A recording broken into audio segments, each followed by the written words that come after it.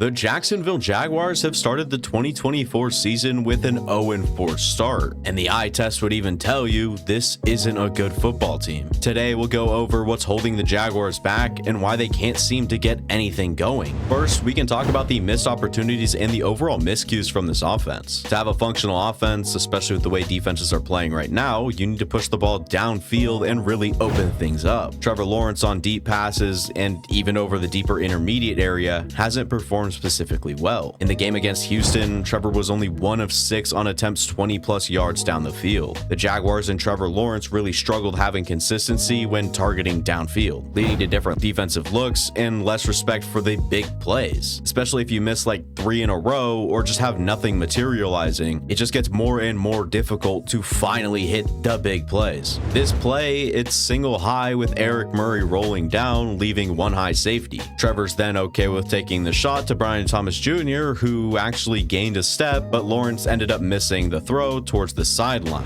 Third downs were a bit of a struggle in this game. They converted 4 of the 12 third downs on offense, which is actually better than they've been doing. The Jaguars are only 25% on the season, and that's 30th in the league. So they're not so great on third downs, and even in this game, still not amazing. They also attempted a 4th down in this game that would have gone a long way for winning this game if they had converted. It was a spectacular run by Tank Bigsby to gain a huge chunk of yards to give the offense an opportunity to score. I don't know if they felt like they owed Tank a shot to score a touchdown, but they went with him on back-to-back run plays trying to force something that simply wasn't working. With the 2 runs not working, it leaves the Jaguars in a 3rd and goal situation, and Trevor Lawrence made the right throw, but Stingley, the DB, made a good play. So 4th down comes along, the Jags try a quarterback draw, and that got swallowed up, so turnover on downs on the 1-yard line. Most of the third downs were put on the shoulders of Trevor Lawrence, who straight up missed throws when it mattered. You see here, Jacksonville needs a yard, and the play call's not bad, putting Etienne on an island in the flat, but Trevor just misses the throw. Earlier in the game, maybe even the possession before, Trevor's trying to connect on a zig route with Parker Washington, but he hesitated and didn't end up throwing the ball. And all of a sudden, he spins because he feels pressure, then the edge rusher closes, and Lawrence ultimately ends up throwing the ball away. There's more issues with the defense. It's far from a complete unit. The Jaguars struggled to generate pressure as well and gave CJ Stroud a very generous 2.97 seconds of average time to throw in week 4. No one could disrupt the protection, and Josh Hines-Allen left the game with a concussion towards the middle of the 3rd quarter. And when you can't get after the quarterback, you better have a good enough secondary that can last longer in coverage to compensate for the lack of pass rush. And did the Jaguars have that? No, not in the slightest. There were plenty of big plays given up, and the defense allowed 334 passing yards against the Texans. The Texans offense actually led the NFL in intermediate passing with 165 yards from passes that traveled 10 to 19 air yards. The Jaguars defense, like their offense, has been poor on third downs throughout the season, allowing a 42.59 conversion rate, ranking 24th in the NFL. And in this game, the Texans had their way with them on third down, converting 7 of 13 third downs in week 4, which includes conversions on a 3rd and 18 in the 4th quarter and another on 3rd and 7 when the Texans gained 23 yards with 2 minutes to go